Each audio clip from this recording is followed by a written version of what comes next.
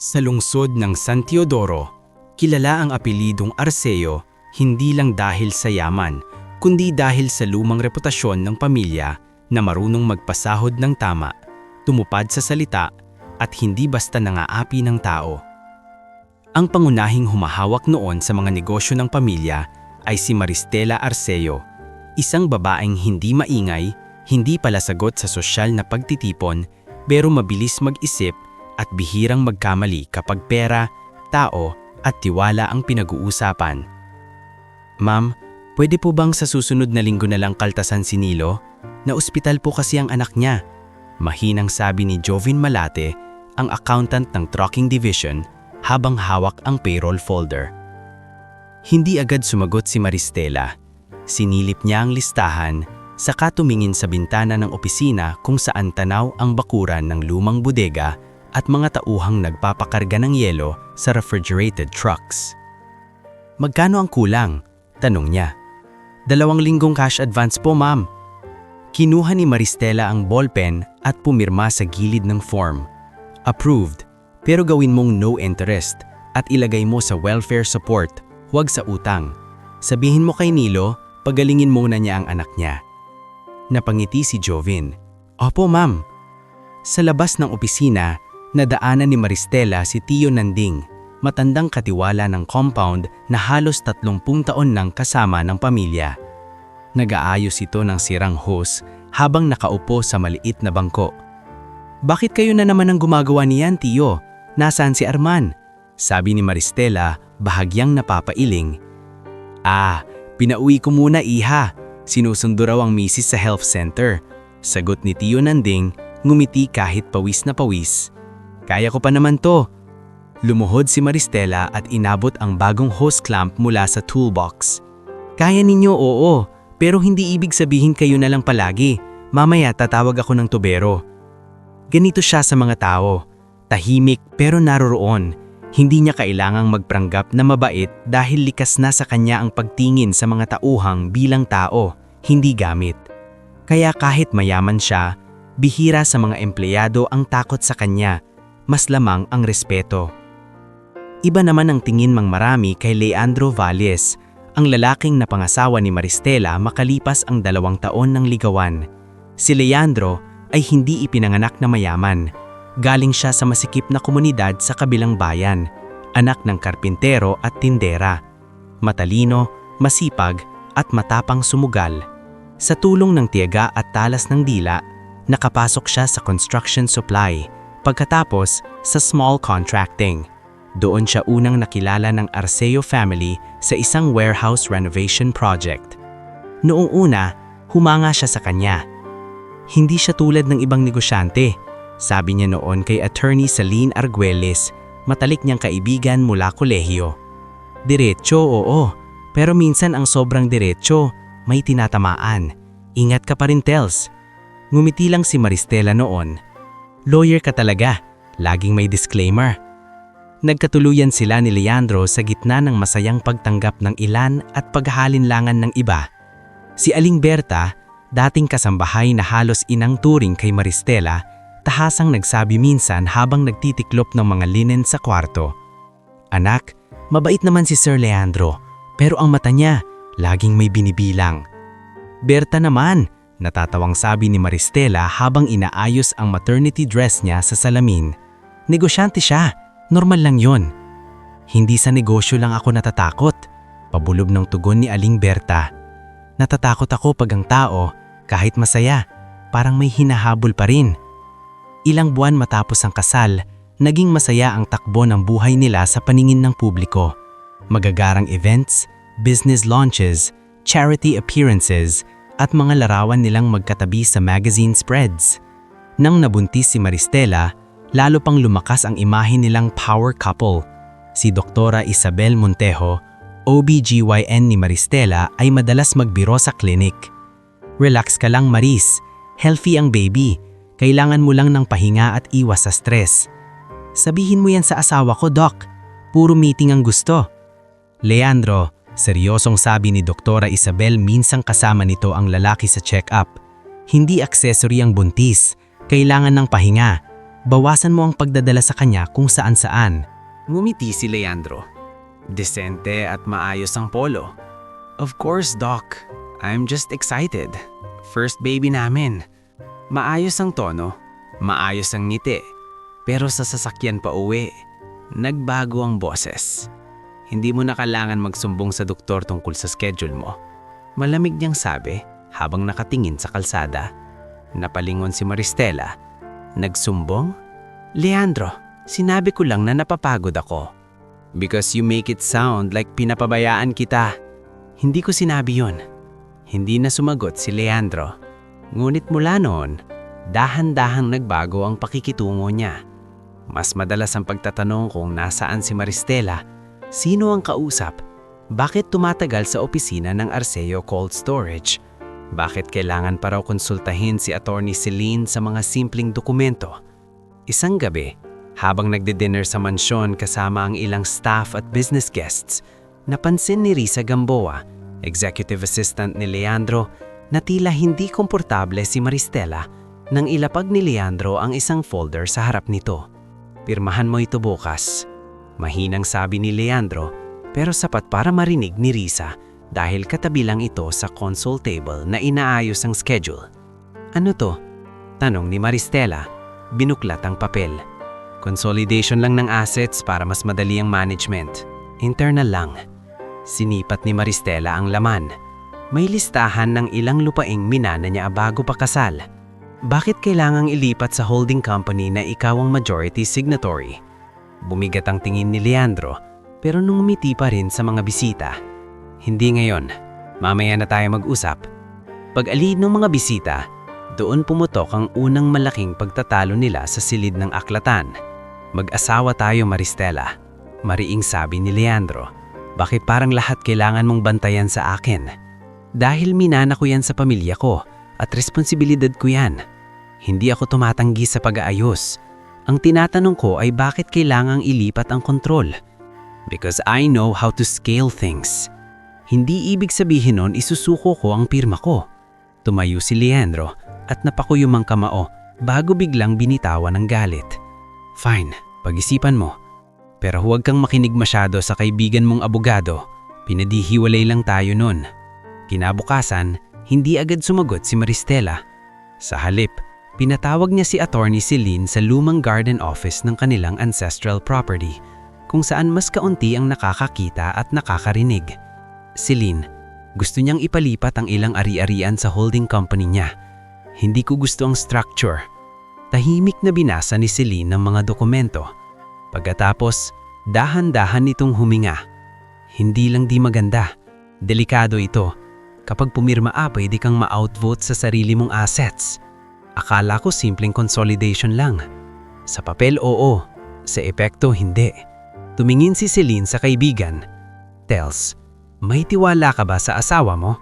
Natigilan si Maristela. Hindi niya inaasahan ang tanong at mas lalo niyang hindi inaasahan na mahihirapan siyang sumagot. Gusto kong magtiwala. Bulon niya. Hindi yan sagot.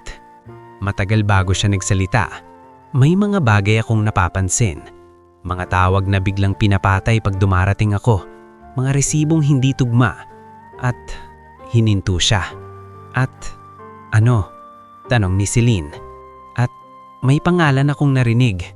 Samira. Napapikit si Celine. Sino si Samira? Hindi ko pa alam. Pero paulit-ulit sa tawag ni Leandro at sa messages na mabilis niyang binubura. Sa mga sumunod na linggo, mas naging mapagmatyag si Maristela. Hindi siya gumawa ng eskandalo. Hindi siya sumigaw. Sa halip, pinili niyang magmasdan. Dito lumitaw ang lakas niya. Hindi sa galit, kundi sa pagtitimple. Isang hapon, dumating si Lia Serrano, dating personal driver at bodyguard ni Maristela noong dalaga pa siya, na ngayon ay minsan na lang tawagin dahil gusto ni Leandro na sariling security team ang humawak sa bahay. Ma'am, pinatawag niyo po ba ako? Tanong ni Lia, tuwid ang tindig. Lia, gusto kong may extra eyes ako sa ilang lakad ni Sir. Hindi para gumawa ng gulo, para lang malaman ko kung may dapat akong paghandaan. Bahagyang tumigas ang mukha ni Lia. May banta po ba sa inyo? Hindi ko pa masabi. Pero may mali. Opo, naiintindihan ko. Sa kabilang panigan ng bahay, ibang usapan naman ang nangyayari. Sa mini barroom, kausap ni Leandro ang kapatid niyang si Rogelio Valles, isang lalaki na palaging nakangiti kahit hindi nakakatawa ang pinag-uusapan. Ang bagal mo. Sabi ni Rogelio habang humihigop ng whiskey. Buntis na, hawak mo pa dapat lahat ng papel ngayon. Hindi agad sumagot si Leandro. Hindi siya tanga. Eh di pasunurin mo. Asawa ka. Matalim ang tingin ni Leandro. Huwag mo akong turuan sa bahay ko. Sa sulok, tahimik lang si Benson Tuico, fixer at problem solver na matagal nang may koneksyon sa ilang lokal na opisyal at brokers. Naglapag siya ng isang maliit na sobre sa mesa. May update po sa utang niyo sa supplier chain, sabi niya. Humihigpit na sila. Kung hindi maaayos sa loob ng buwan, pwedeng umabot sa legal notice. Napamura si Leandro sa ilalim ng hininga. Hindi ito narinig ng mga kasambahay, pero narinig ni Risa mula sa hallway habang dala ang schedule folder. Hindi siya pumasok. Tahimik siyang umurong. Ilang araw pagkatapos, habang nagpupunas ng lumang frame sa chapel ng pamilya sa likod ng ancestral house, kinausap ni Pastor Emil si Maristela. Siya ang matagal ng spiritual advisor ng Arceo at isa sa iilang pinapakinggan ni Maristela kapag magulo ang isip niya. Hindi lahat ng laban ay sinasagupa agad, sabi ng pastor. Minsan ang unang panalo ay ang hindi ka nagpapaalipin sa takot. Paano kung ang taong dapat mong sandalan, siya pala ang dahilan ng takot mo? Tanong ni Maristela. Nangingilid ang luha pero hindi bumibitaw ang boses. Tumingin si Pastor Emil sa kanya ng may lungkot. Kung ganon anak, kailangan mong pumili ng katotohanan kaysa katahimikan. Nang gabing iyon, sa loob ng sariling study room, tahimik na tinawagan ni Maristela si Attorney Celine. Celine, sabi niya, mahina pero matatag. Ituloy natin ang proteksyon sa mana. Lahat ng pwedeng i-secure natin. Para sa baby ko. Sigurado ka na ba? Tanong ni Celine. Hindi pa ako sigurado sa lahat, sagot ni Maristela habang hinahalop ang tiyan niya, pero sigurado ako na may kailangan akong ihanda. Pagkababa ng tawag, tumunog naman ang cellphone ni Leandro sa kabilang kwarto. Mahina lang pero sapat na marinig ni Maristela ang pangalan sa screen nang sandaling umilaw ito sa salamin ng cabinet. Samira de la Cruz. Hindi siya kumilos. Hindi siya sumugod. Umupo lang siya sa gilid ng kama, tahimik, habang sa labas ay patuloy ang ulan sa bubong ng mansyon. Parang babala na may darating pang mas mabigat at kailangan niyang maging handa bago patuluyang mabasag ang buhay na matagal niyang iningatan. Pagkatapos ng gabing iyon na nasilayanan ni Maristela ang pangalang Samira de la Cruz sa screen ng cellphone ni Leandro, mas lalong tumahimik ang kilos niya sa loob ng mansyon. Pero hindi dahil sumusuko siya. Mas naging maingat lang siya. Hindi na siya nagtatanong ng padalos-dalos. Hindi na rin siya pumapasok sa mga komprontasyong alam niyang kaya lang baliktarin ni Leandro gamit ang charm nito at mabilis na paliwanag. Sa halip, nagsimula siyang mag-ipon ng piraso-pirasong katotohanan. Kinabukasan, habang maulan pa rin at mabigat ang ulap sa San Teodoro, dumating si Lia Serrano sa ancestral property na parang normal lang na bisita. Sa garden office sila nagkita ni Maristela, malayo sa mga tauhan ni Leandro. Ma'am, may 2 beses pong lumabas si Sir kagabi pagkatapos niyong mangpahinga. Una, meeting daw sa supplier. Pangalawa, sa private lounge sa Highway East. May kasama? Tanong ni Maristela. Pilit na steady ang boses. Meron po ma'am, isang babae. Hindi ko nakuha agad ang mukha dahil sa side entrance dumaan pero may nag-confirm sa guard na madalas daw kasama ni Sir. Ang pangalan, Samira. Hindi na siya nagulat pero may kirot pa rin na dumaan sa dibdib niya. Tumingin siya sa malayo sa mga punong mangga sa likod ng rest house. Okay, ituloy mo lang, huwag kang papahalata. Ayoko ng eskandalo. Opo ma'am, pero nag-atubili si Lia. Parang hindi lang po tungkol sa babae. May ilang meeting ni Sir na hindi pangkaraniwang negosyo ang vibe. Kasama po minsan si Benson Tuico, minsan si Rogelio, at may 2 lalaking hindi ko kilala. Tumunggo si Maristela. Pag nakita mo ulit, kunin mo ang plate number kung kaya. Pagkaalis ni Lia, tinawagan ni Maristela si Attorney Celine Arguelles. Celine, gusto kong bilisan ang proseso. Diretsong sabi niya, hindi lang assets transfer ang concern ko ngayon. May bago ka bang nalaman? Tanong ni Celine. May kabit at may mga lihim na meeting na kasama sina Rogelio at Benson. Hindi ko pa alam ang buo pero lumalala. Sa kabilang linya naging maseryoso ang boses ni Celine. Tels, listen to me carefully. Simula ngayon i-document mo lahat. Date, oras, usapan, pangalan, kahit maliit na bagay. At huwag kang basta sasama kay Leandro sa kahit anong lakad na hindi mo alam ang pupuntahan. Napahawak si Maristela sa tiyan niya na noon ay halatang malaki na dahil papasok na siya sa mas sensitibong buwan ng pagbubuntis. Gagawin ko. Sa mga sumunod na araw, pinanatili ni Leandro ang imahe ng maalagang asawa sa harap ng tao. Dinadala pa rin si Maristela sa ilang business dinners, ipinapakilala sa investors at ngumingiti sa litrato na parang walang lamat ang pagsasama nila. Pero sa loob ng bahay, mas dumalas ang kontrol. Nasaan ang kapis ng title sa Northern Lots? Tanong ni Leandro isang gabi habang nakatayo sa pintuan ng study room ni Maristela. Nasa legal files. Sagot niya, hindi tumitingin. Bakit? Kailangan ng bank presentation. Huwag mo nang ipadaan kay Celine. Internal review lang. Marahang isinara ni Maristela ang folder na binabasa niya. Kung legal document, dadaan talaga sa abogado. Tumigas ang panga ni Leandro. Hindi mo ba kayang magtiwala sa asawa mo? Tiwala at proseso yan, Leandro. Magkaiba. Lumapit si Leandro, yumuko ng bahagya para magpantay ang mukha nila. Minsan, pakiramdam ko mas mahal mo pa ang mga papeles na yan kaysa sa pamilya natin. Bumalik ang tingin ni Maristela sa kanya. Kung mahal mo ang pamilya natin, hindi mo ako pipilitin sa paraang ganyan. Ilang segundo silang nagtitigan bago tumalikod sila Leandro at malakas na isinara ang pinto. Sa labas, napatingin si Risa Gamboa na may hawak na itinerary para sa susunod na linggo. Nasanay na siya sa tensyon pero iba ang bigat nitong mga huling buwan. Hindi na simpleng away mag-asawa ang naririnig niya. Parang may mas madilim na gumagalaw sa ilalim. Samantala, lumalala rin ang problema ni Leandro sa pera kahit pilit niya itong itinatago. Sa isang pribadong silid ng isang high-end restaurant sa Maynila, kausap niya sina Crispin Lau at Manuel Beronio, dalawang investor na una niyang napaniwala sa malalaking proyekto at mabilisang returns. Engineer Valles, 3 buwan na kaming naghihintay sa turnover schedule, sabi ni Crispin habang pinapaikot ang baso ng tubig. Ang report mo laging next month. May permitting delays lang. Sagot ni Leandro. Kalmado sa labas pero nag-iinit sa loob. Delay? O wala talagang project site na may papakita? Putol ni Manuel. Malamig ang tingin. Huwag mo kaming gawing baguhan. Pumasok si Benson sa usapan. Mahinang umubo. Gentlemen, inaayos na po namin ang collateral restructuring. Collateral? Tumaas ang boses ni Crispin. Yung collateral ba na hindi naman sa pangalan niya? Hindi nakasagot agad si Leandro. At doon nagsimulang maging malinaw sa kanya na nauubusan na siya ng panahon. Hindi sapat ang sinusingaling. Kailangan niya ng mas malaking talaw. Isang galaw na magbibigay sa kanya ng kontrol sa kayamanan ni Maristela ng buo at mabilis. Pag-uwi niya sa San Teodoro, nadatnan niya si Rogelio sa minibar ng mansyon. Tila inaabangan talaga siya. Anong sabi ng mga amo mo? Nakangiti si Rogelio. Tumigil ka nga. Singhal ni Leandro at ibinagsak ang susi sa mesa. Nagiging delikado na. Gusto nila ng collateral na hawak ko mismo. Di kunin mo na. Hindi ba yun naman ang plano? Bulhong ni Rogelio. Lumilingon sa paligid bago lumapit. Habang buhay bang maghihintay pumirma ang asawa mo? Tahimik lang si Leandro. Sa katahimikan na yun, napatingin si Benson sa kanila at sa kadahan-dahang nagsalita. Sir, may isang paraan.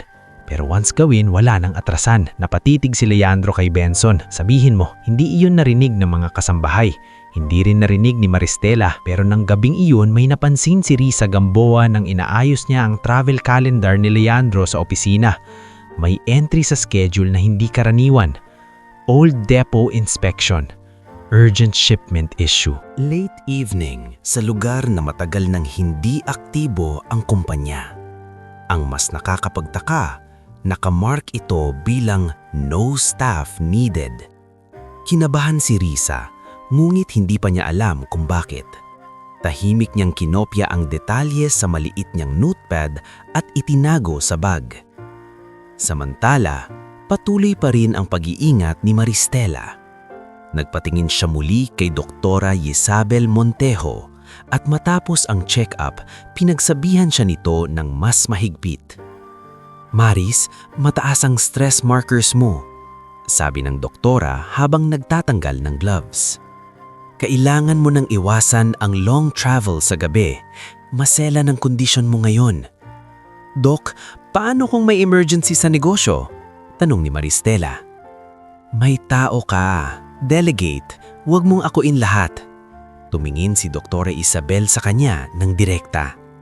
At kung may pinagdadaanan ka sa bahay, sabihin mo, hindi lang katawan mo ang naaapektuhan.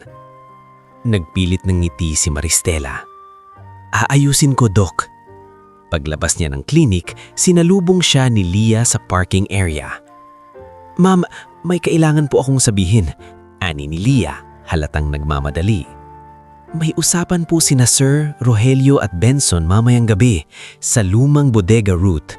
Parehong ruta papunta sa abandoned reels sa bandang Industrial Edge. Napakunot noo si Maristela. Abandonadong reels? Bakit doon? Hindi ko po alam, pero may nabanggit na inspeksyon at walang ibang kasama. Bago pa sila makapag-usap ng mahaba, tumawag si Leandro kay Maristela. Nasaan ka? Tanong nito, mahinahon pero may pilit na lambing. Papauwi na, galing check-up. Good, kailangan kitang isama mamaya. May problema sa Old Depot shipment. May documents doon na kailangan ng pirma mo at ayokong itadala sa opisina. Sensitibo. Napatigil si Maristela. Naalala niya ang bili ni Celine. Huwag sasama sa lakad na hindi malinaw. Ngulit naisip din niya na kung tatanggi siya, baka mas maging agresibo si Leandro at mas mahirapan siyang makita kung ano talaga ang plano nito. Mamaya, gabi na, sagot niya. Sandali lang to, I promise. Pagkatapos, diretso uwi tayo. Ayaw ko ring mapagod ka. Pagkababa ng tawag, tumingin si Maristela kay Leah. Pareho silang tahimik sa loob ng ilang segundo. Ma'am, huwag po kayong sumama, mariing sabi ni Leah. Hindi po maganda pakiramdam ko. Hinawakan ni Maristela ang braso niya. Kung hindi ako sasama, hindi ko malalaman hanggang saan ang kaya niyang gawin. Huminga siya ng malalim. Pero hindi ako pupunta ng walang paghahanda. Agad niyang tinawagan si Attorney Celine. Celine, may lakad kami ni Leandro mamayang gabi sa Old Depot. Hindi normal ang pakiramdam ko. Send me the location ngayon na at panatilihin mong bukas ang line kung kaya. Magsiset ako ng alert kay Leah at tatawag ako sa local contact natin kapag hindi ka nag-update. Sunod niyang tinawagan si Leah. Sumunod ka pero malayo lang. Huwag kang padadala sa emosyon. Opo, susundan ko po kayo. Bandang 9:00 ng gabi, umalis sina Leandro at Maristela sakay ng itim na SUV. Tahimik ang biyahe. Sa labas, manipis ang ambon at halos walang sasakyan sa ruta papunta sa lumang industrial strip. Nang makarating sila sa lumang bodega, mas tahimik kaysa inaasahan ang lugar. Walang ilaw sa pangunahing gusali liban sa isang mahinang bumbilya sa gilid. Walang staff, walang gwardya, walang tunog ng forklift o truck. Nasaan ang shipment issue? Tanong ni Maristela habang mabagal na bumababa ng sasakyan. Sa likod. Sagot ni Leandro. Sa bawat hakbang nila, mas lalong sumisikip ang dibdib ni Maristela. Napansin niya na wala ring dalang folder si Leandro, wala ring dokumentong ipinakita. Instead, nang makarating sila sa madilim na bahagi sa likod ng depot, lumitaw mula sa anino sina Rogelio at Benson. Leandro? Mahina pero matalimang sabi ni Maristela. Ano to? Mas madali kung hindi ka nalalaban, sabi ni Rogelio. Nakangisi pa rin ngunit mas kabado ang mata. Napaatras si Maristela pero mabilis na lumapit si Benson. Pasensya na po ma'am. Anong ginagawa ninyo? Sigaw ni Maristela. Ngunit bago pa siya makaiwas, tinakpan ni Benson ang bibig niya ng tela na may matapang na amoy. Nanlaban siya, sumipa, kumapit sa manggas ni Leandro. Leandro! Leandro, buntis ako! Garalgal niyang iyak. Ilang sandaling nagdalawang isip si Leandro. Kitang-kita sa panginginig ng panga niya, pero nanaig ang takot at kasakiman. Bilis! Sigaw niya kay Benson. Humina ang katawan ni Maristela. Nanlalabo ang paningin niya. Ang huling malinaw niyang nakita ay ang mukha ni Leandro na hindi na niya makilala. Hindi na ang lalaking pinakasalan niya, kundi isang estrangherong desperado. Samantala, sa may dulo ng service road, Nakahinto sa dilim si Leah sa loob ng sasakyan. Nanginginig ang kamay habang nakatutok ang tingin sa abandoned area. Celine, gumalaw na sila. Bulong niya sa cellphone. May mali talaga. Sa kabilang linya, mabilis ang utos ni Attorney Celine. Ibigay mo eksaktong landmark, tatawag ako ngayon sa responders. Ilang minuto ang lumipas na parang oras. Pagmulat sara ng mga ulap sa buwan, nakita ni Leah ang SUV na gumagalaw papunta sa mas lumang bahagi ng Riles. Kaagad niyang pinaandar ang sasakyan pero pinanatili ang distansya. Sa abandonadong bahagi ng truck, halos wala ng ilaw kundi ang sinag ng headlamp at malayong warning signal. Doon, sa gitna ng basamulupa at kalawangin na bakal, dinala ni Leandro, Rogelio at Benson ang halos walang malay na si Maristela. Bilisan nyo! Singhal ni Leandro. Hingal na hingal. May maintenance rounds dito minsan. Sir, sigurado ba kayo? Baka gawin mo na. Naririnig ni Maristela ang mga boses na parang malayo at lumulubog sa tubig. Sinubukan niyang igalaw ang kamay niya, pero mahina. Naramdaman niya ang magaspang na tali sa pulsuan, ang lamig ng bakal sa likod, ang sakit sa tiyan nang mapihit ang katawan niya. Please, pabulong niyang sabi, halos hindi lumalabas ang tunog. Leandro, huwag. Saglit siyang nilapitan ni Leandro. Sa unang pagkakataon, nakita niyang may takot din sa mata ng lalaki. Hindi awa. Takot. Kung pumirma ka sana, hindi na aabot dito. Napaiyak si Maristela, pero hindi na siya makasigaw ng malakas. Narinig niya ang mahina ngunit papalakas na ugong sa malayo. Tunog na hindi niya agad naintindihan hanggang sa bumagsak sa isip niya ang katotohanan. Tren. Sa kabilang banda, huminto si Leah sa gilid ng bakod at tumakbo habang tumatawag. Hello! Emergency! May tao sa Riles! Buntis! Sa Old Industrial Track! East Spur! Sigaw niya sa linya, hingal na hingal. Bilis! Bilis! Sa kabay nito, may pumasok na tawag kay Foreman Dindo Salas, leader ng railway maintenance crew na naka-duty sa area dahil sa scheduled line check. Sir, may report ng tao sa track. Anong segment? East Spur, near Old Depot. Napumura si Dindo at kaagad sinigawan ng kasama niyang crew. Stop signan! Ilaw! Dali! Sa Riles, kumaripas paalis sina Rogelio at Benson. Si Leandro ang huling umatras, nanginginig, bago tuluyang tumalikod at tumakbo pabalik sa sasakyan. Muling sinubukang gumalaw si Maristela. Sa ulab ng hilo at takot, ang iisang pumapasok sa isip niya ay ang anak niya. Hindi siya pwedeng mamatay. Hindi dito. Hindi ganito. Mula sa dilim, narinig niya ang boses ni Leah na sumisigaw ng pangalan niya. Mama Maristela, kapit lang, nandito ako. At sa gitna ng lumalakas na ugong ng parating na tren at nakakasilaw na ilaw sa malayo, nagsimulang tumakbo ang mga lalaki ng maintenance crew papunta sa kanya. Bitbit ang tools at emergency lamps habang si Leah ay halos madapa sa putik sa pagmamadaling marating siya bago tuluyang mahuli ang lahat. Ma'am, kapit lang, kapit lang. Boses ni Leah Serrano ang unang malinaw na tumagos sa ulab ng hilo ni Maristela. Nakasilaw ang ilaw ng emergency lamp, sumasabay sa nakakabiling ugong ng tren na palapit. Ramdam niya ang lamig ng bakal sa likod, ang tali sa pulsuan, at ang matinding kirot sa tiyan na parang may pumipiga sa laman loob niya. Dindo, dito, putulin mo to. Sigaw ni Leah, halos mapunit ang lalamunan. Dumating si Foreman Dindo Salas kasama ang dalawang tauhan niyang sina Migs Paderna at Olan Verdeslor, bitbit ang mabibigat na tools. Hindi na sila nagtanong kung paano napunta roon ang buntis na babae. Isang tingin lang sa sitwasyon, alam nilang bawat segundo ay may katumbas na buhay. Flash signal! Flash signal! Sigaw ni Dindo kay Olan. Tumakbo si Olan sa gilid ng track para iwagayway ang high beam stop lamp sa direksyon ng paparating na tren. Kasabay nito, lumuhod si Dindo at pilit niluluwagan ang tali sa bukong-bukong ni Maristela gamit ang bolt cutter. Ma'am, maririnig niyo po ako? Hingal na tanong ni Leah habang hawak ang balikat niya. Maristela, ako to! Leah, huwag kang bibitaw! Namumuo ang luha sa gilid ng mata ni Maristela.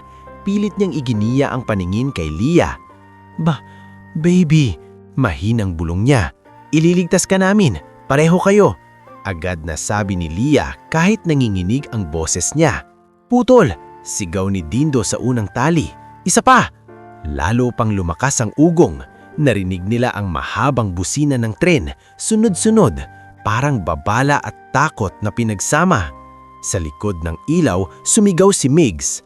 "Sir, bumabagal pero mabilis pa rin. Dali!" Sigaw ni Dindo.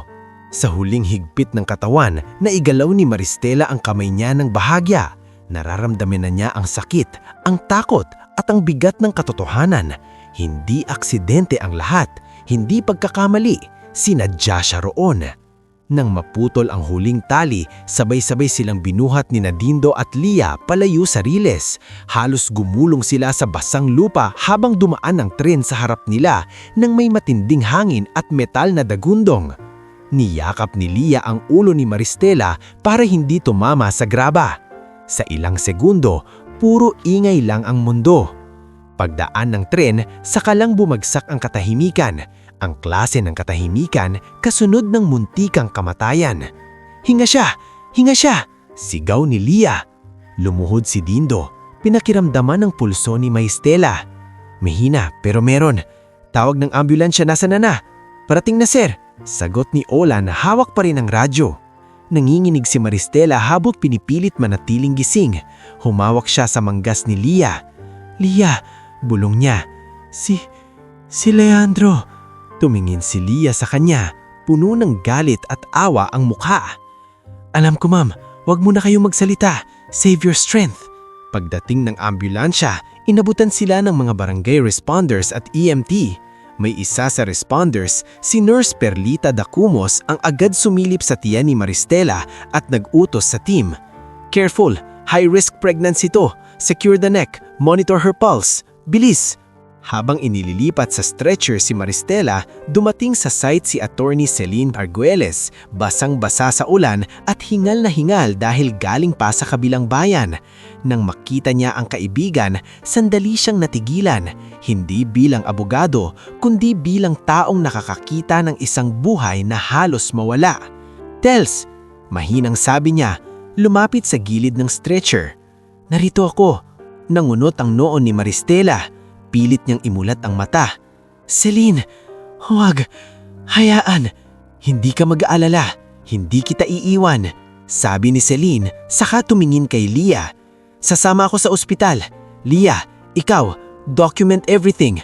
Pangalan ng crew, oras ng rescue, location, kahit ano." Tumanog si Lia. "Opo." Habang umaandar ang ambulansya papuntang ospital, sumasakit na ng husto ang tiyan ni Maristela. Sa bawat lubak, napapadaing siya. Hawak ni Nurse Perlita ang monitor habang paulit-ulit na sinisilip ang readings.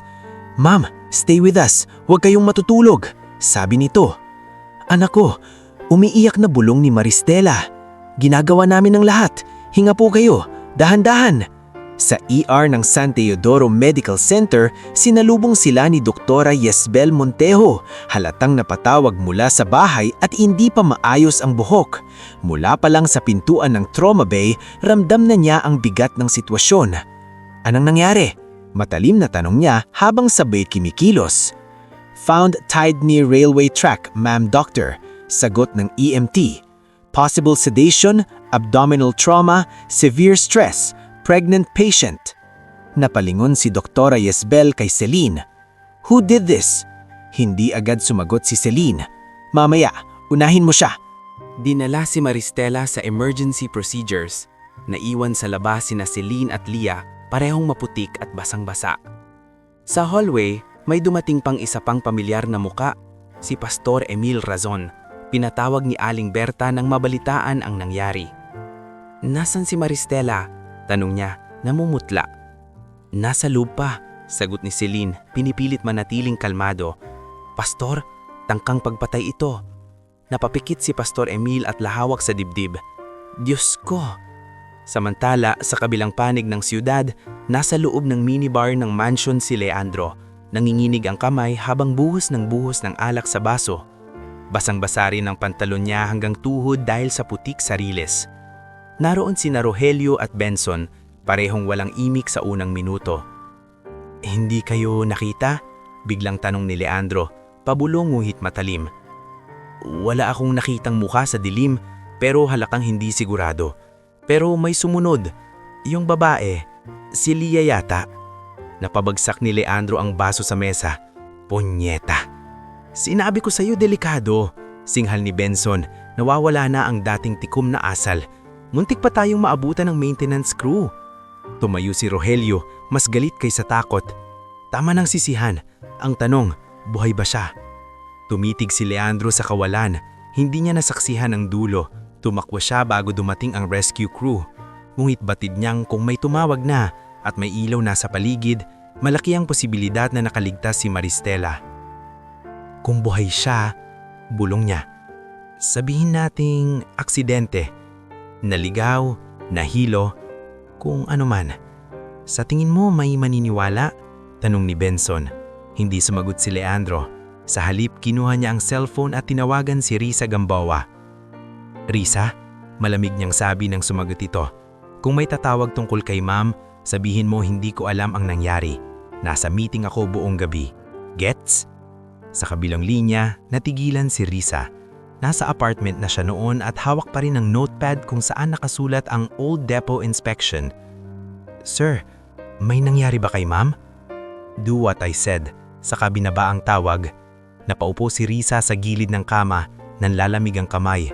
Alam niyang may mali noon pa man, pero ngayon ramdam niyang hindi na ito basta corporate fraud o pangangaliwa. Mas mabigat, mas madilim. Sa ospital, makalipas ng ilang oras na tila walang katapusan, lumabas si Doktora Isabel na pagod at mabigat ang muka. Tumayo agad sina Celine, Lia at Pastor Emil. Dok, halos pabulong na tanong ni Celine.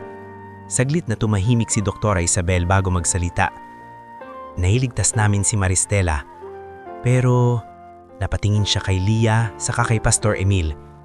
May severe complications. Hindi namin naisalba ang baby. Parang nawala ng tunog ang hallway. Napakapit si Lia sa pader. Napayuko si Pastor Emil at nahawak sa noo. Nanginginig ang labi sa tahimik na panalangin. Si Celine naman ay nakapikit lang nool.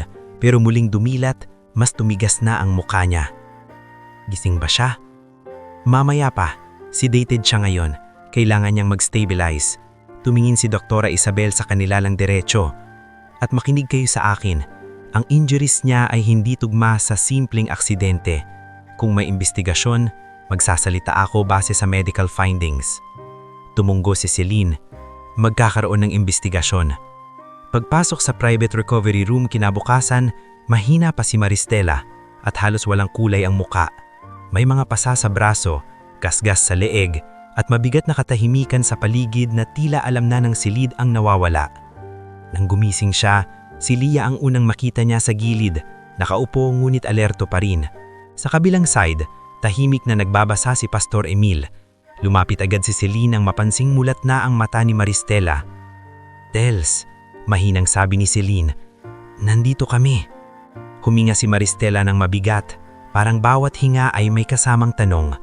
Tumingin siya sa sariling tiyan, saka kay Doktora Isabel nakakapasok lang. Dok, nanginginig ang boses niya. Ang bibi ko. Hindi ka agad sumagot si Doktora Isabel. Lumapit siya, hinawakan ang kamay ni Maristela. I'm sorry, Maris. Parang may pumutok na katahimikan sa loob ni Maristela. Hindi siya sumigaw agad. Una, tumitig lang siya sa kisame, blanko. Pagkatapos, dahan-dahang dumaloy ang luha hanggang sa hindi na niya mapigilan ang paghikbi.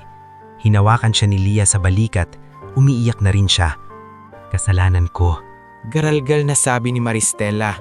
Sumama ako. Hindi mo kasalanan, mariing sabi ni Celine. Makinig ka sa akin. Hindi mo kasalanan ito. Ipinikit ni Maristela ang mga mata.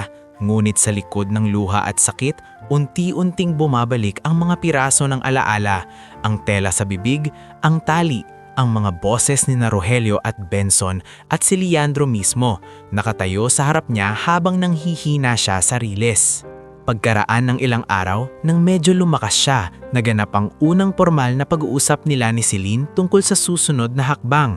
Nasa loob sila ng private room, sarado ang pinto, habang si Lia ay nakabantay sa labas. Gusto kong kasuhan siya, sabi ni Maristela, paos ang boses pero matalim. Tama, sagot ni Celine, pero hindi tayo susugod ng kulang. Kailangan natin ng matibay na ebidensya, hindi lang salaysay mo. Meron na tayong rescue logs, maintenance crew statements, at medical findings, pero may mas malaking proteksyon kang inihanda noon at oras nang gamitin iyon. Napatingin si Maristela kay Celine, alam na niya ang tinutukoy nito. Bago pa siya ikinasal kay Leandro, sa payo ni Celine at ng ama niyang si Don Severino Arceo, lihim siyang lumunda sa isang legal trust structure para sa malaking bahagi ng kanyang mana, mga lupa, shares sa cold storage at ilang trucking assets. Hindi ito dahil ayaw niya kay Leandro noon, kundi dahil sinabi ng ama niya na ang mana ay hindi lang para sa kasalukuyan, kundi para sa susunod na sanling lahi. May nakalagay pang espesyal na kondisyon. Kung malalagay sa kahina-hinalang panganib ang buhay ni Maristela, otomatikong pwedeng mag-trigger ng independent review at asset protection actions. Noon akala ko sobrang overprotective lang si Papa. Mahinang sabi ni Maristela, pinupunasan ng luha. Ngayon, parang iniligtas niya pa rin ako. Hindi ka lang niya iniligtas, sagot ni Celine. Binigyan ka niya ng sandata. Sa mga sumunod na linggo, imbes na magpa-presscon o sumugod sa mansyon para komprontahin si Leandro, pinili ni Maristela ang mas mahirap na daan, tahimik na pagbangon. Inilipat muna siya sa ancestral rest house para makalayo sa mansyon at sa alaala ng pagtataksil. Doon muling nabuo ang maliit na bilog ng mga taong tapat sa kanya, sina Lia, Aling Berta, Tio Nanding, Pastor Emil at si Celine na pabalik-balik mula lungsod para asikasuhin ang legal preparations. Kasabay ng pisikal na pagpapagaling, sinimulan din ni Celine ang mas sistematikong galaw. Ipinakilala niya kay Maristela si Dr. Ramel Sison, isang psychiatrist na sanay humawak ng trauma survivors. Hindi kahinaan ang magpagamot, sabi ni Dr. Ramel sa unang session nila sa veranda, habang mahinang humahangin at tahimik ang hapon. Noong una, tahimik lang si Maristela, pero kalaunan, unti-unti siyang nagsalita tungkol sa takot sa madilim na kalsada, sa tunog ng tren na biglang nagpapahinto sa paghinga niya, sa guilt sa pagkawala ng anak at sa galit na hindi niya mailabas dahil pakiramdam niya masisira siya kapag pinakalwasan niya ng sabay-sabay. Habang nagpapagaling siya, may ibang laban namang nagsisimula sa likod ng mga pinto ng opisina. Si Jovin Malate, ang accountant na dati nang nakakapansin ng hindi tugmang galaw sa pera, ay lihim na nakipagkita kay Celine sa isang lumang cafe sa highway. "Ma'am Attorney," mahinang sabi ni Jovin, pawis na pawis kahit malamig ang aircon. "May mga entries po sa records ni Sir Leandro na hindi pumapasok sa actual projects, parang umiikot lang ang pera." "May kopya ka?" tanong ni Celine. Nag-atubili si Jovin. "May screenshots at ledgers po akong natago. Natatakot lang ako." Natatakot ka dahil tama ang kutob mo at mas delikado kung wala kang kampi sa tamang panig. Hindi lang si Jovin ang dahan-dahang lumalapit. Si Risa, na ilang gabing halos hindi makatulog matapos ang tawag ni Leandro, ay nagsimulang mag-save ng meeting schedules, email instructions at mga kakaibang expense approvals. Wala pa siyang lakas na lumantad, pero nagsimula na siyang mag-ipon. Sa rest house naman, sa gitna ng paghilom at pagdadalamhati, unti-unting bumabalik ang dating talas ni Maristela. Hindi pa siya handang humarap sa publiko. Hindi pa siya handang isigaw ang lahat. Pero hindi na rin siya ang parehong babaeng tahimik lang na umaasang babalik sa dati ang asawa niya. Isang gabi, habang nakaupo siya sa lumang study ng ama niya, nakaharap sa kahon ng mga legal papers at trust documents, pumasok si Lia na may dalang tsaa. "Ma'am, kailangan niyo na pong magpahinga." Tumingin si Maristela sa kanya. Namamaga pa rin ang mata, pero iba na ang titig, mas malamig, mas buo. "Lia," sabi niya, "noong gabing iyon, akala ko katapusan ko na." "Pero hindi po," sagot ni Lia. "Nakaligtas kayo." "Hindi lang ako nakaligtas." Dahan-dahan niyang isinara ang folder ng trust documents. "May iniwan sa akin si Papa na hindi alam ni Leandro at gagamitin ko yon. Para kasuhan siya? Para sa hustisya," sabi ni Maristela, malinaw ang bawat salita, "at para hindi na siya makapanira ng ibang buhay." Kinabukasan, sa tahimik na conference room ng isang maliit ngulit respetadong law office sa kabilang siyudad, nagsama-sama sina Maristela, Attorney Celine Arqueles at dalawang bagong kakampi, si Attorney Noel Verdad, eksperto sa corporate fraud at asset recovery, at si Mina Fuentebella, independent forensic auditor na kilala sa pagiging istrikto at hindi nabibili. Inilapag ni Celine ang mga paunang dokumento sa mesa. "We start quietly," sabi niya. "No media, no dramatic moves. Asset protection first, forensic trail next, then criminal and civil actions." Tumanggo si Mina habang binubuklat ang records. "Kung tama ang hinala nyo, may pattern dito. Kailangan ko ng access sa bank movements at procurement files." "Makukuha mo," sagot ni Maristela, mahinaw ngunit matadag. Hindi niya alam na hindi niya talaga hawak ang pinakamalaking bahagi ng mana ko. Tumingin si Attorney Noel kay Maristela, sinusukat ang tapang nito sa gitna ng sariwang sugat. "Kapag sinimulan natin ito, lalaban siya, mananakot, magsisinungaling, baka sirain ka sa publiko." Marahang huminga si Maristela. Naalala niya ang bakal sa likod niya sa rilyes, ang busina ng tren, ang pagkawala ng anak niya, at ang mukha ni Leandro habang pinipili nitong ipagpalit sa kayamanan. "Sinubukan na niya akong patayin," sabi niya. Hindi tumataas ang boses pero tumatago sa silid. Wala na siyang pananakot na mas hihigit pa roon. Sa labas ng opisina, tuloy pa rin ang normal na takbo ng mundo. Mga sasakyan, mga tindahan, mga taong walang alam sa digmaang unti-unting binubuo sa likod ng tahimik na mga dokumento, ngunit sa loob ng kwartong iyon, nagsimula ang unang tunay na hakbang ng paghihinggil ni Maristela. Hindi pa dalos-dalos, hindi duguan, at hindi padala sa bugso ng galit, kundi planado, legal, at sapat ang tibay upang wasakin ng mga kasinungalingang itinayo ni Leandro sa ibabaw ng pag-ibig na matagal nang pinatay nito. Hindi agad sumunod ang hustisya matapos ang unang lihim na meeting nila ni na Attorney Celine Arguelles, Attorney Noel Verdad at Mina Fuentebella. Ang sumunod muna ay panahon, mahaba, mabigat, at dahan-dahang humuhubog kay Maristela. Sa mga sumunod na taon, hindi siya biglang nagbalik ng babaeng handang sumugod sa kamera at isiwala ang lahat. Mas pinili niyang maghilom ng buo, palakasin ang katawan, ayusin ang isip, at unti-unting bawiin ang buhay na muntik ng maagaw sa kanya. Sa Ancestral Rest House, naging bahagi ng araw-araw niya ang therapy sessions kay Dr. Ramel Sison, regular check-ups kay Dr. Isabel Montejo, at tahimik na pag-uusap kay Pastor Emil Razon sa maliit na chapel sa likod ng bakuran. Hindi nawala ang sakit, lalo na kapag naririnig niya ang malayong busina ng tren o kapag may nakiklika siyang buntis na babae sa palengke o clinic outreach. Pero natutunan niyang hindi lahat ng alaala ay kailangang takasan. May mga alaala na kailangang harapin para hindi ka hahabulin habang buhay. Hindi ibig sabihin na umiiyak ka pa rin ay hindi ka pa gumagaling, sabi niya. Sabi ni Dr. Ramel, minsang tahimik silang magkausap sa beranda. Minsan, ang tunay na paghilom ay yung kaya mo nang tumayo kahit masakit pa. Tumanggo si Maristela. Dati gusto ko lang mawala ang galit. Ngayon alam ko na, kailangan ko tong gamitin ng tama. At iyon nga ang ginawa niya.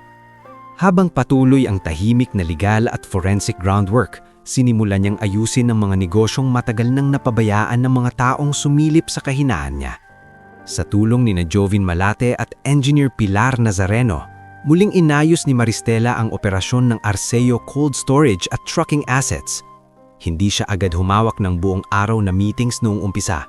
Nagsimula siya sa maikling reviews, financial briefings, at site visits na maayos ang security at schedule. "Ma'am, itong Northern Fleet po natin, mataas ang repair cost pero mababa ang output," paliwanag ni Engineer Pilar habang nakatutok sa malaking board sa rest house na ginawang temporary operations hub. "May hinala akong may procurement padding noong huling management." Tiningnan ni Maristela ang report, saka kay Jovin. "Kaya ba nating i-audit nang hindi nag-iingay?" "Opo," sagot ni Jovin. "May records pa po tayo, at kung papayag si Mina, pwede niya po i-cross-check ang vendor trails." Napangiti si Maristela ng bahagya. Iyon ang unang ngiti niyang may halong kumpiyansa sa loob ng matagal na panahon. "Gawin natin." Sa gitna ng mga pagbabagong ito, nabuo rin ang isang bagong direksyon ng buhay niya. Isang bagay na hindi direktang paghihinti, pero malinaw na bunga ng sakit na pinagdaanan niya. Itinatag niya ang Sanghaya Maternal Care Foundation, isang non-profit na nagbibigay ng prenatal checkups, transport assistance, at emergency support para sa mga buntis sa malalayong barangay. Noong gabing muntik akong mamatay, sabi ni Maristela sa maliit na private launch ng foundation, hindi pa ito ipinapamalita ng malaki.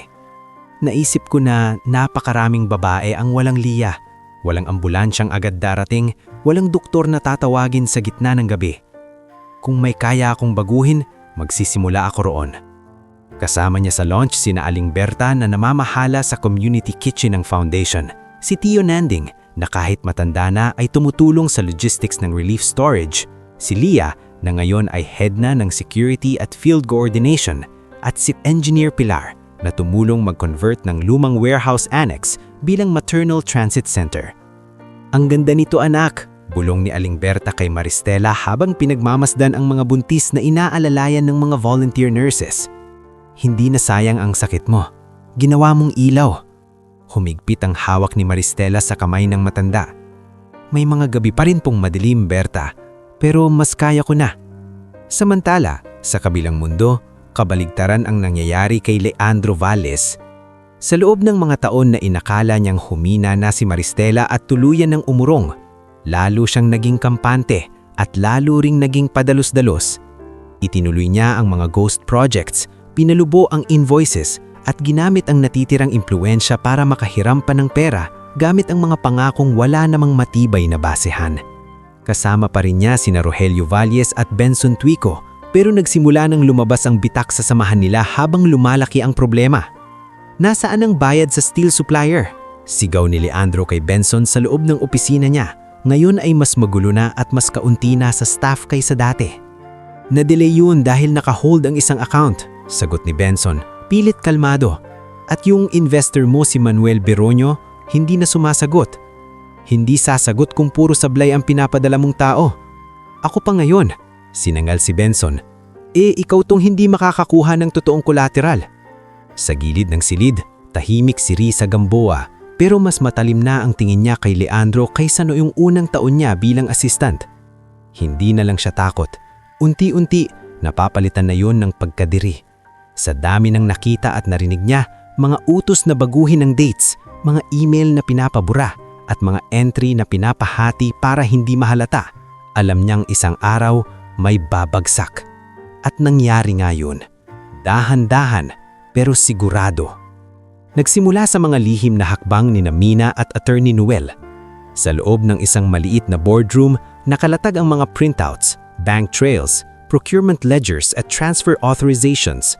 Nasa mesa sina Mina, Noel, Celine, Jovin at Maristela.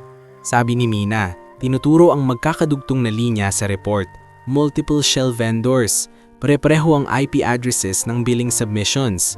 May transactions na umiikot pabalik sa accounts linked sa associates ni Leandro. Kasama sina Rogelio at Benson? Tanong ni Attorney Noel. Indirectly, yes, pero may direct flags din sa dalawang company names na konektado kay Benson, sagot ni Mina. Tumanggol si Celine. Enough for asset freeze support? Para sa ilang accounts, oo. Pero para sa mas mabigat na galaw, kailangan pa natin ng witness na galing sa loob. Nagkatinginan sina Celine at Maristela. Pareho nilang alam kung sino ang posibleng susi. Hindi nila pinilit si Risa agad. Pinag-isipan nila ang timing. Nang sa wakas ay nagkita sila ni Celine sa isang tahimik na cafe sa may service road, halatang ilang gabing walang tulog si Risa.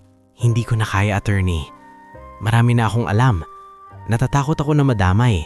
Kung mananahimik ka, mas malaki ang tsansang madamay ka. Mahinahong sagot ni Celine. Kung magsasalita ka, may legal protection tayong pwedeng ayusin. Napaluha si Lisa.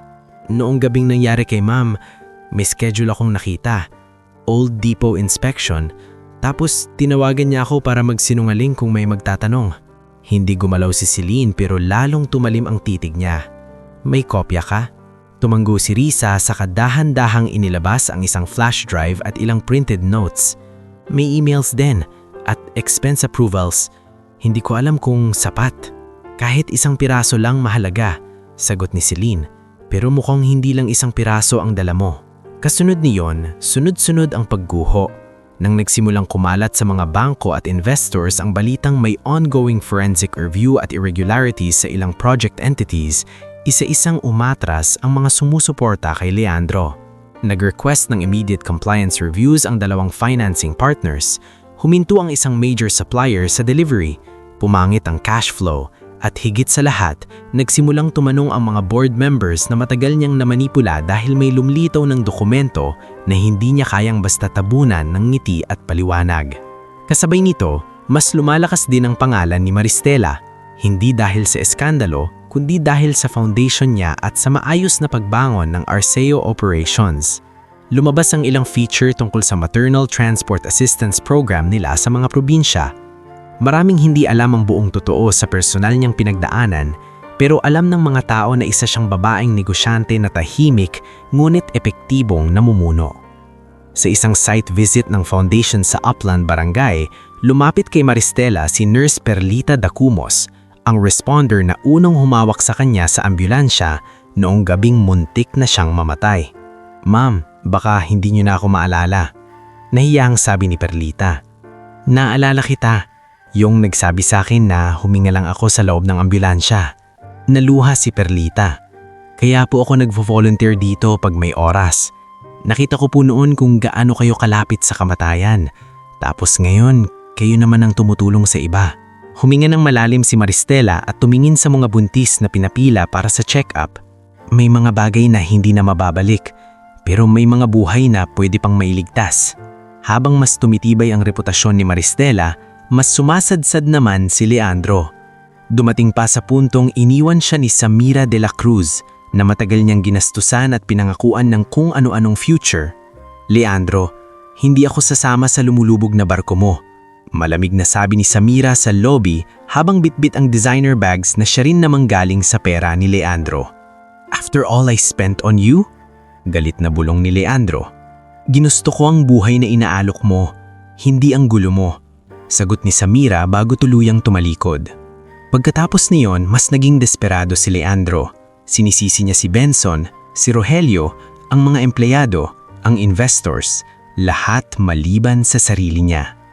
Si Rogelio naman, nang makitang direksyon ng mga pangyayari, nagsimulang dumistansya at magtago. "Ako, kapatid lang ako," sabi ni Rogelio minsang kumprontahin siya ni Leandro sa isang lumang warehouse office. "Ikaw ang nagutos. Ikaw ang gumawa. Pues, ikaw ang kasama ko doon." Sigaw ni Leandro. "Patunayan mo." Malamig na sagot ni Rogelio, sabay alis. Ngulit dumating ang araw na hindi na chismis o hinala ang humarap kay Leandro, kundi formal na dokumento. Sa isang joint board hearing na may kasunod na preliminary court proceedings, inimbitahan ang mga pangunahing tao, auditors, legal representatives, ilang board members at mga resource witnesses. Dumating si Maristela na simple lang ang damit, walang labis na alahas, tahimik ang kilos, ngunit halatang handa. Kasama niya sina Celine, Noel, Mina, Lia at Joven. Sa kabilang panig, dumating si Leandro na halatang puyat, kasama ang sariling counsel at isang mas tahimik na si Benson. Nang magsimulang ilatag ni Mina ang audit findings, tumahimik ang buong silid. Sunod-sunod ang financial trails, vendor links, false billing patterns, at unauthorized exposures. Pagkatapos, inilahad ni Attorney Noel ang asset control issues at trust protections na hindi pala nabasag kailanman. At tungkol sa insidente sa Old East Spur Railway segment, sabi ni Celine, saka inilatag ang panibagong set ng records. Narito ang maintenance logs, responder call timestamps, at rescue documentation. Tumayo si Foreman Dindo Salas nang tawagin, maayos ang damit, ngunit halatang di sanay sa ganitong setting. "Kami po ang nag-rescue sa babae sa riles. Nakatali po siya, hindi po yun aksidente." Sumunod si Lia, diretsahang nagkwento ng pagsunod niya sa sasakyan, ng tawag kay Celine at ng eksaktong lokasyon. Hindi siya nag-arte. Mas lalong naging mabigat ang salaysay dahil sa pagiging simple nito. Nang ilabas ang fragments ng tawag at timeline records, kabilang ang schedule note na iningatan ni Risa at ang mga detalyeng nagtutugma sa oras ng rescue, unti-unting gumuho ang formal na postura ni Leandro. Kita sa mukha niyang hindi na niya kontrolado ang kwento. Pagkatapos ng hearing, sa isang hiwalay na hallway sa gusali, sinubukan pa rin ni Leandro ang huling paraan. Hinarang niya si Maristela habang papalabas ito kasama si Lia. "Maristela, mag-usap tayo." Paos na sabi niya. "Pwede pa nating ayusin to. Magkanong gusto mo? Hati tayo. Areglo. Pareho tayong mapapahiya kapag itinuloy mo pa." Huminto si Maristela. Tinignan niya ang dating asawa. Ang lalaking minsan niyang minahal. Ang lalaking nagtali sa kanya sa riles. Ang lalaking nag-akala na ang lahat ay mabibili. Walang galit sa mukha niya. Mas nakakatakot kasi malinaw na wala na ring takot. "Hindi na pera ang usapan, Leandro," sabi niya, mahina ngunit matalim. "Hindi mo na mababayaran ang gabing pinili mong kitilin ang buhay ko. Hindi mo na maibabalik ang anak natin." Napalunok si Leandro, nanginginig ang panga. "Nagkamali ako." "Hindi ka nagkamali. Nagdesisyon ka." At sa sandaling iyon, sa gitna ng mahabang taon ng paghilom, paghahanda at tahimik na laban, naramdaman ni Maristela na papalapit na ang dulo ng takot at ang simula ng mas buo, mas matatag na hustisya na matagal niyang pinagtrabahuhan. Pagkatapos ng kumprontahan nila sa hallway, hindi umuwi si Maristela na parang tapos na ang laban. Alam niyang sinabi niya kay Leandro na hindi na pera ang usapan kundi hustisya ay simula pa lang ng huling yugto. Ang tunay na bigat ng laban ay nasa korte, sa testimonya, sa ebidensya, at sa pagtitiis na muli niyang haharapin ang mga detalye ng gabing muntik siyang mamatay. Sa mga sumunod na buwan, sunod-sunod ang hearings. Hindi ito mabilis na melodrama na isang sigawan lang at tapos na. Bawat pagdinig ay may dokumentong kailangang patunayan, timeline na kailangang pagtugmain, at depensang kailangang basagin. Minsan inaabot sila ng maghapon sa isang legal point lang. Minsan uuwi si Maristela na tahimik, ubos ang lakas, at hindi makatulog dahil muling umaalingaw-ngaw sa isip niya ang tunog ng tren. "Normal yan," sabi ni Dr. Ramel Sison sa isang session at tapos ng isa sa pinakamabigat na hearing. Nakahawak si Maristela sa tasa ng tsaa, nakaupo sa veranda ng rest house habang papalubog ang araw. "Minsan gusto kong sumigaw. Minsan naman wala nang gustong marinig kahit ano. Pwedeng pareho, basta piliin mo pa rin ang susunod na hakbang." At pinili nga niya yun. Sa trial proper, mas mabigat ang eksena kaysa sa board hearing. Mas formal, mas matalim ang mga tanong, mas malinaw ang panganib ng pagkakamali. Sa loob ng courtroom, naroon si Attorney Celine Arguelles at Attorney Noel Verdad para sa kampo ni Maristela. Habang sa kabilang panig ay may bagong defense team si Leandro na pilit binabaloktot ang kwento. Marital dispute, emotional instability, misinterpretation sa nangyari sa Old Depot at pagkakataong ginagamit lang daw ni Maristela para bawiin ang kontrol sa negosyo. Nang marinig iyon sa unang araw ng testimonya, napahigpit ang hawak ni Lia sa bag niya sa likod ng courtroom. Katabi niya sina Aling Berta at Pastor Emil Razon na parehong tahimik ngunit halatang pinipigil ang emosyon. "Ang kapal," bulong ni Aling Berta, naninginig ang labi. "Kung hindi pa nakita ng mga tao." Hinawakan ni Pastor Emil ang kamay niya. "Magtiwala tayo sa katotohanan." Isa-isang tinawag ang mga testigo. Nauna si Foreman Dindo Salas, mahinahon ngunit diretsyo ang salaysay. Ipinaliwanag niya ang rescue call, ang eksaktong segment ng riles, ang nakita nilang tali sa kamay at paa ni Maristela, at ang urgency ng sitwasyon. Hindi po yun hitsura ng taong napadpad lang sa riles, nakatali po siya, at kung na-late kami ng ilang segundo, malamang hindi na po siya buhay.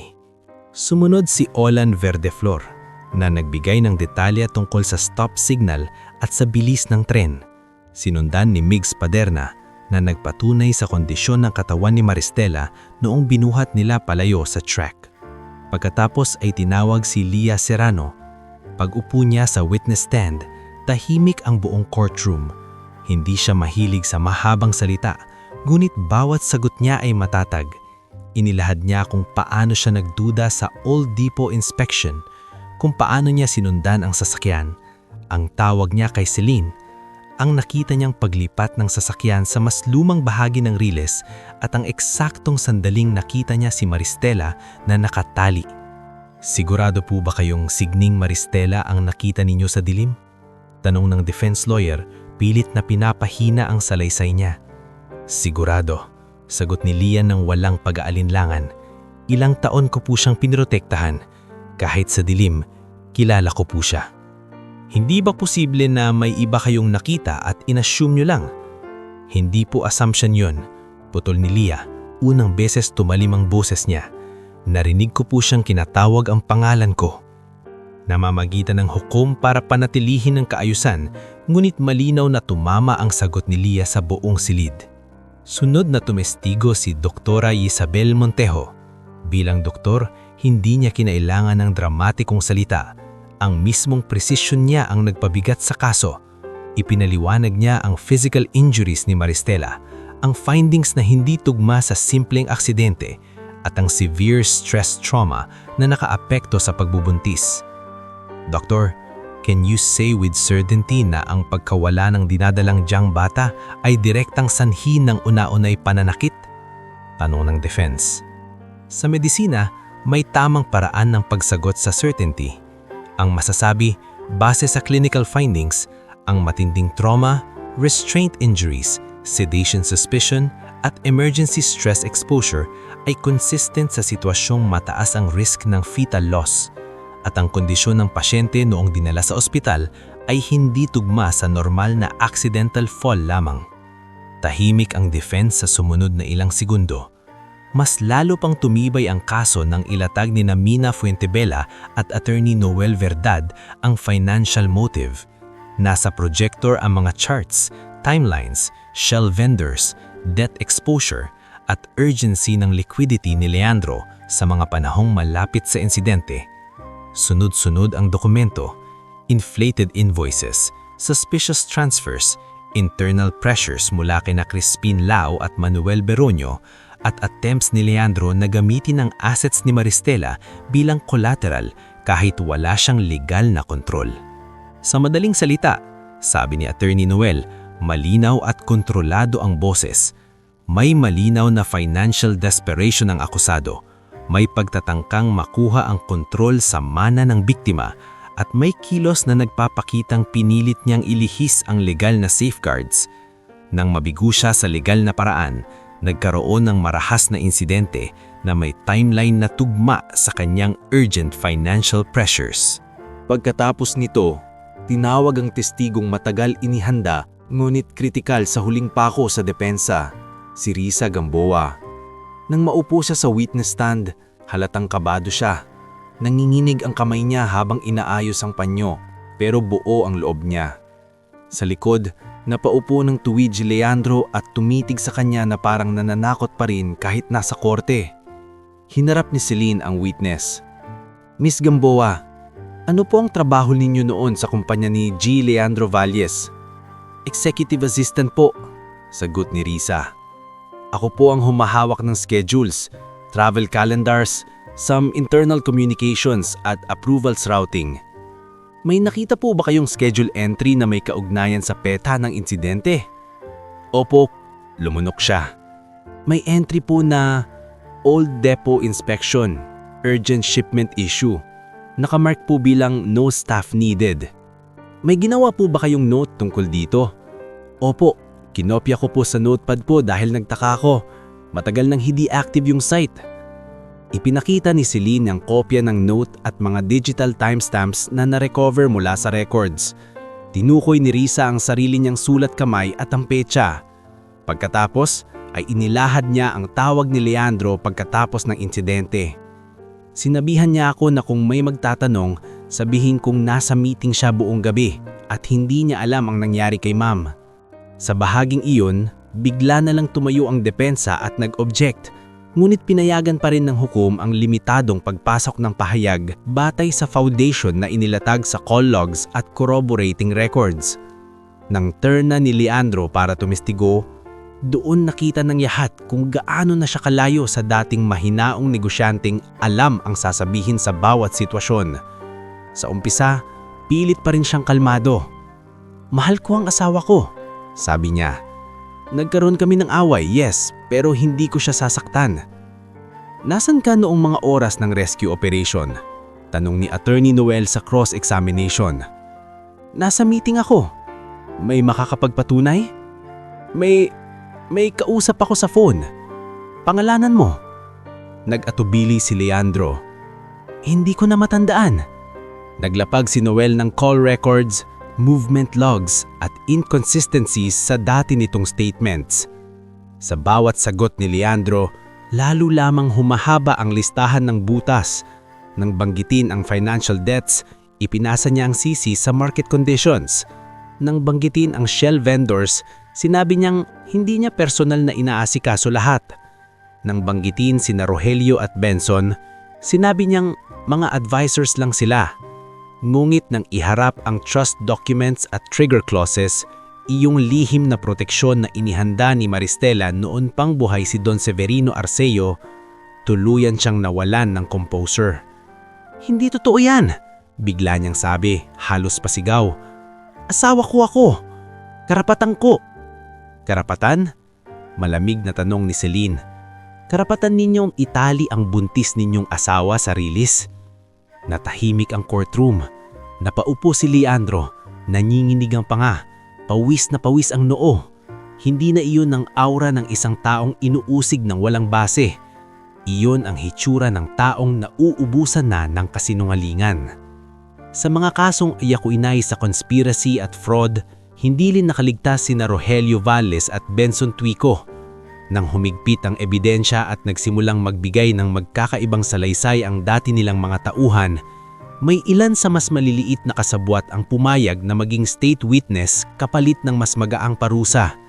Lalong tumibay ang kabuoang larawan ng planadong pagkuha ng kontrol sa kayamanan ni Maristela at ng mga iligal na galaw sa pera. Dumating ang araw ng promulgation na parang mas tahimik kaysa karaniwan. Walang maingay na media circus sa labas dahil sinadya ni Celine at Noel na panatilihing limitado ang public exposure hanggang maaari. Nandoon sina Maristela, Lia, Aling Berta, Tio Nanding, Pastor Emil, Jovin, Engineer Pilar at ilang tauhang matagal ng tapat sa Arceo. Nandoon din sina Doktora Yusabel at Nurse Perlita, parehong tahimik na nakaupo sa likod. Nang basahin ng hukomang hatol, hindi agad na proseso ni Maristela ang mga salita. Ang unang tumama sa kanya ay ang tono, formal, malinaw at may bigat ng wakas. Guilty sa mga kasong ayakuinay sa attempted murder, guilty sa fraud at conspiracy. May hiwalay pang proceedings para sa mga financial violations at civil liabilities. Nadamay din sina Rogelio at Benson batay sa ebidensya at testimonya. May humikib sa likod, si Aling Berta pala, nakatakip ang panyo sa bibig. Napayuko si Tio Nanding, parehong lunod sa lungkot at ginhawa. Si Lia, na bihirang umiyak sa harap ng tao, ay napasinghap ng mahina at tumingin kay Maristela na parang sinasabing, "Tapos na rin ang wakas." Pero si Maristela, imbes ng umiti o tumayo ng matagumpay, ay nanatiling tahimik. Huminga siya ng malalim, saka marahang pumikit. Sa loob ng ilang segundo, hindi niya naisip ang panalo. Ang naisip niya ay ang anak na hindi umabot dito. Ang gabing umulan, ang malamig na bakal sa likod niya, at ang busina ng tren. Paglabas nila ng korte, hindi siya dumiretso sa anumang selebrasyon. Wala ring press conference. Sa halip, hiniling niya sa maliliit niyang bilog ng mga taong tapat sa kanya na samahan siya sa lumang chapel sa ancestral property. Sa loob ng chapel, simple lang ang ilaw. May maliit na kandila sa harap ng altar. Isa-isang naupo ang mga tao. Sina Aling Berta, Tiyo Nanding, Lia, Pastor Emil, Celine, Jovin, Engineer Pilar, Doktora Isabel, at Nurse Perlita. Walang mahabang sermon, walang dramatic speech. Tahimik lang silang nagdasal. Pagkatapos ng ilang minuto, nagsalita si Maristela habang nakatingin sa kandila. Maraming nawala sa akin. Mahinang sabi niya. May mga sugat na hindi na mawawala. Pero kung wala kayo, baka pati sarili ko nawala na rin. Hinawakan ni Celine ang kamay niya. Ikaw pa rin yan, Tels. Mas matatag ka lang ngayon. Tumanggo si Maristela, saka tumingin kay Lia. Noong gabing yon, ikaw ang unang boses na narinig ko. Napaluha si Lia. Trabaho ko po yun, ma'am. Umiling si Maristela. Hindi, katapatan mo yun. Sa mga sumunod na taon, mas lalo pang lumawak ang Sanghaya Maternal Care Foundation. Mula sa ilang barangay clinics, naging network ito ng maternal transport assistance, emergency partner hospitals, livelihood support para sa mga solo mothers, at counseling services para sa mga babaeng dumaan sa abuse at traumatic pregnancies. Naglaan din si Maristela ng scholarship program para sa mga anak ng railway workers bilang pasasalamat sa kabayanihan ni Nadindo at ng maintenance crew noong gabing yon. Sa isang seremonya sa bagong training hall ng foundation, inimbitahan niya sina Foreman Dindo Salas, Olan at Migs kasama ang kanilang pamilya. Hindi lang ninyo ako iniligtas, sabi ni Maristela sa harap ng maliit na audience ng volunteers at beneficiaries. Ang ginawa niyo noong gabing yon ang dahilan kung bakit may mga buhay pa tayong natutulungan ngayon. Napakamot si Dindo, halatang nahihiya sa atensyon.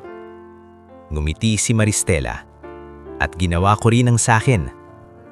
Sa negosyo naman, tuluyan niyang inayos ang Arceo Group sa mas malinaw at mas makataong pamamalakad. Hindi na lang iilang tao ang may boses sa board. Sa rekomendasyon ni na Engineer Pilar at Jovin, naglaan siya ng seats para sa independent professionals at kinatawan ng rank and file employees. Mas mahigpit ang audit systems, mas transparent ang procurement, mas malinaw ang employee welfare funds. Minsang tinanong siya ng isang batang volunteer nurse sa foundation habang nag-iikot sila sa clinic site. Ma'am, paano po kayo nakabangon matapos ang lahat? Huminto si Maristela, tumingin sa mga buntis na nakapila, sa mga nanay na may kandungang sanggol, sa mga volunteer na abala sa pag-aayos ng gamot. Hindi ako isang beses lang bumangon. Araw-araw ko siyang ginawa. Minsan dahan-dahan, minsan umiiyak, minsan galit, pero basta hindi tumigil. Pag-uwi niya sa ancestral house ng gabing yon, dumaan siya sa lumang study ng ama niya. Nandoon pa rin ang ilan sa mga dokumentong minsang naging sandata niya. Ang trust papers, ang legal notes, ang mga paunang audit files. Hinaplos niya ang gilid ng lumang mesa ni Don Severino at napangiti ng bahagya. Ang lihim na sekretong hinanda niya noon para protektahan ang mana at kinabukasan niya ay hindi lang naging daan para maibagsak ang lalaking nagtaksil sa kanya. Naging pundasyon din ito ng isang bagong buhay, mas maingat, mas makatarungan, at mas may malasakit sa mga taong katulad niyang minsang muntik mawalan ng lahat. Sa huli, hindi kinilala si Maristela bilang babaeng tinali sa riles. Nakilala siyang bilang babaeng nakaligtas, lumaban, at ginawang kabutihan ang sakit na dapat sanay tuluyan nang sumira sa kanya.